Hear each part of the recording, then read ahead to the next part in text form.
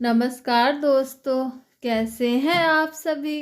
आइए आज हम गंगा सागर की कहानी सुनते हैं। सारे तीर्थ बार बार, गंगा सागर एक बार। महाराज सगर की 2 रानियां थी। एक रानी के एक पुत्र हुआ तथा दूसरी रानी से 6000 पुत्र थे। एक बार महाराज सगर ने अश्वमेध यज्ञ शुरू किया। यज्ञ के घोड़े को छोड़ दिया गया। महाराज सगर के पुत्र घोड़ों के पीछे चलने लगे, लेकिन जैसा कि हर बार होता है, देवलोक के राजा इंद्र को अपनी इंद्रलोक का सिंहासन जाने का डर सताने लगा, क्योंकि इंद्र लोक के राजा वही बनते हैं जो सबसे सत्कर्म करते हैं। देवराज इंद्र ने एक चाल चली। महाराज सगर के अश्वमेध यज्ञ के घोड़ों को चुराकर पाताल लोक ले गए।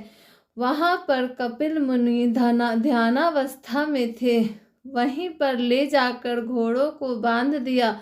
जब सगर के पुत्र घोड़ों को ढूंढते ढूंढते पाताल लोक पहुंचे तो वहां पर घोड़ों को बंधा हुआ देखकर उनको लगा कि यह तपस्या में बैठा हुआ मुनि ही घोड़ों को यहाँ पर ले आया है। वो उस मुनि को ध्यान से उठाने का प्रयास करने लगे और अपशब्द कहने लगे।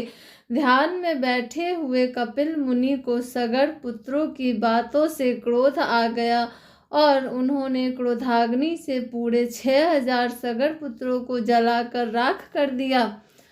सगर पुत्रों की आत्मा मुक्ति न मिलने के कारण भटकने लगी। महाराज सगर ने कपिल मुनि से प्रार्थना की कि वह उनके पुत्रों की आत्मा को मुक्ति दिला दे।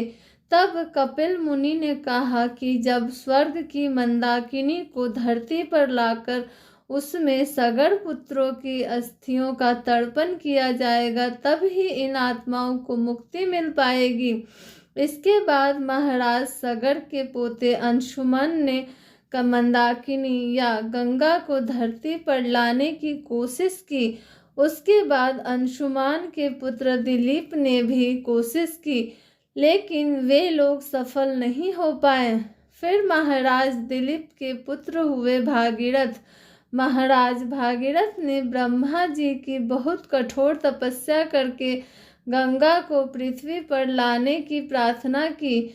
स्वर्ग से पृथ्वी पर आने पर गंगा के प्रभाव से धरती के टूटने का या कटने का डर था, अतः उसके वेग को रोकने के लिए भागीरथ ने फिर भगवान शिव की तपस्या की और उन्हें प्रसन्न किया। भगवान विष्णु के चरणों से निकली माँ गंगा भगवान शिव की जटाओं में प्रवाहित होने लगी। फिर भगवान शिव की जटाओं से गंगा नदी बहकर हिमालय से निकलती हुई महाराज भागीरथ के पीछे पीछे पाताल लोक तक पहुँच गई, जहाँ पर 6000 सगर पुत्रों की अस्थियां एवं राख पड़े हुए थे। माँ गंगा के जल से सगर पुत्रों की आत्माओं को मुक्ति मिल गई।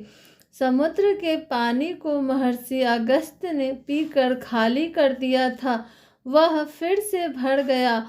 जहाँ पर माँ गंगा ने सगर पुत्रों को मुक्ति दी, उसी स्थान को श्री गंगा सागर धाम के नाम से जाना जाता है।